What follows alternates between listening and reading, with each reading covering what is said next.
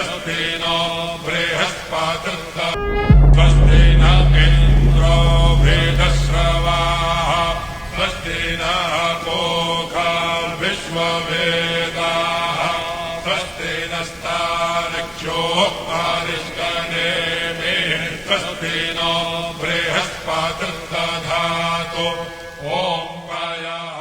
आज इस वीडियो में आपको ऐसे व्यू दिखाने वाले हैं जो कि लगभग 15 स्टेट के व्यू होने वाले हैं। हमने अलग अलग स्टेट में कैसा कैसा अनुभव किया वो सब इस वीडियो में देखने को मिलेगा। वैसे तो आप हर सिटी की अलग अलग वीडियो देखते हैं, लेकिन आज एक ही वीडियो में बहुत सारे राज्यों की संस्कृति और कपड़ा, खाना पीना ये सब एक में ही देखने को मिल सकता है। चाहे वो समुद्र की बात हो, चाहे वो जंगल की बात हो, धरती हो, आकाश हो, बादल हो, पृथ्वी हो, मंदिर हो, कुछ भी हो सकता है। वीडियो का पूरा आनंद लीजिए, आपको आनंद आएगा।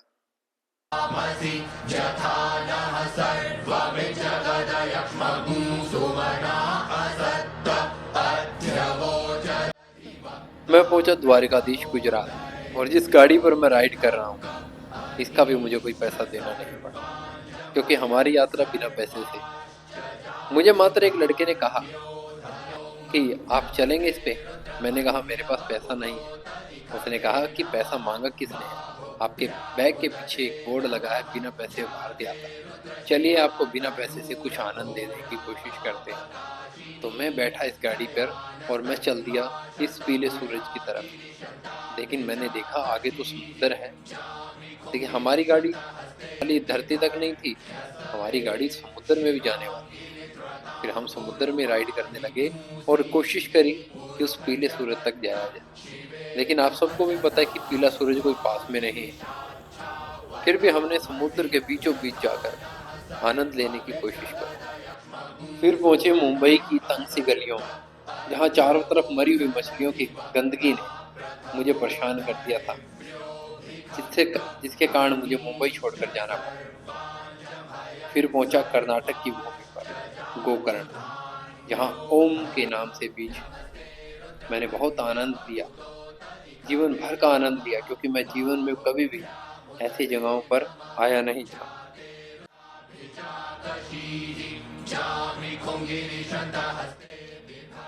टूरिस्ट प्लेसों का आनंद लेते हुए हमने कभी अपने लक्ष्य को नहीं भूला।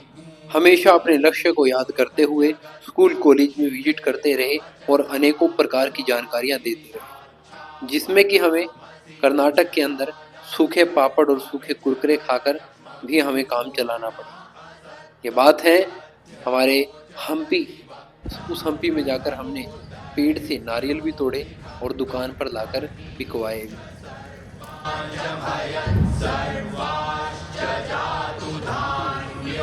लो भाई, योगी जी आ गए हैं। उत्तर प्रदेश के योगी आदित्यनाथ जी पधार चुके हैं अपनी अयोध्या में। जय श्री राम। इंतजार में खड़े हैं। कितनी देर हो गई आपको इंतजार में खड़े हुए? 5 घंटे हो गए भाई। योगी जी आएंगे तो उनको देखेंगे। देखना क्या था? स्वागत नहीं करोगे उनका? स्वागत करेंगे, फूल बरसा।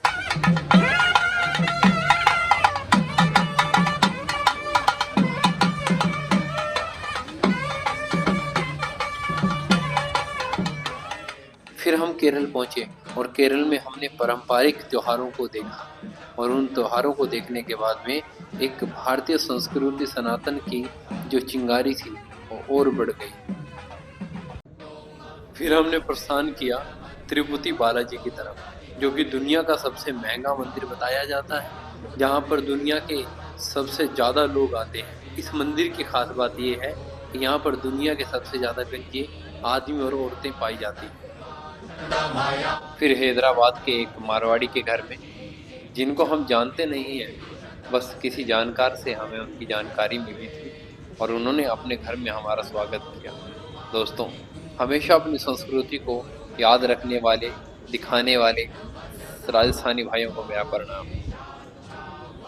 फिर हम पहुंचे नर्मदा किनारे, रानी अहिल्याबाई होलकर की राजधानी, जहां त्याग और शौर्य दोनों की खुशबू आ रही थी, और साथ में महेश्वरी साड़ियों की सांस्कृतिक पोशाक हमें देखने को मिल रही थी, जो कि हाथ से महेश्वर के अंदर ही बनाई जाती।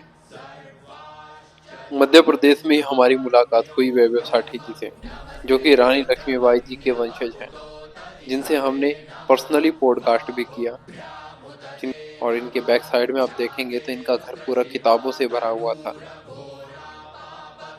ब्राह्मण परिवार में जन्मे वैभव साठी को हम श्रीमद् भगवत गीता देकर सम्मान किया। भारत की संस्कृति का दर्शन करते हुए हम पहुंचे भारत के छत्तीसगढ़ के सिहावा में। यहाँ पर एक ऐसा शिवलिंग हमें देखने को मिला जिसके ऊपर दूध डालने से दूध का रंग नीला पड़ जाता था।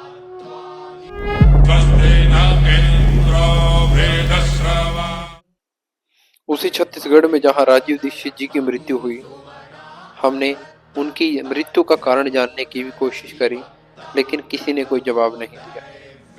छत्तीसगढ़ की यात्रा पूरी हुई उड़ीसा के बॉर्डर पर, जहां सबसे पहले हमें वहां का सांस्कृतिक प्रोग्राम देखने को मिला, जहां हमारी मुलाकात वहां के शिक्षा मंत्री से डायरेक्ट हो गई, जिन्होंने आश्वासन भी दिया कभी किसी चीज़ की ज़रूरत हो हम आपके साथ हैं।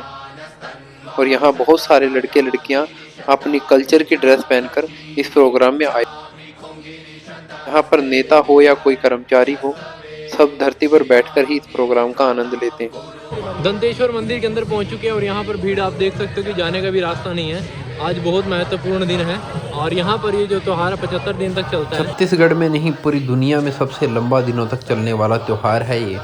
आप भी इस बस्तर के दशहरे त्यौहार में शामिल हो सकते हो दशहरे के दिन।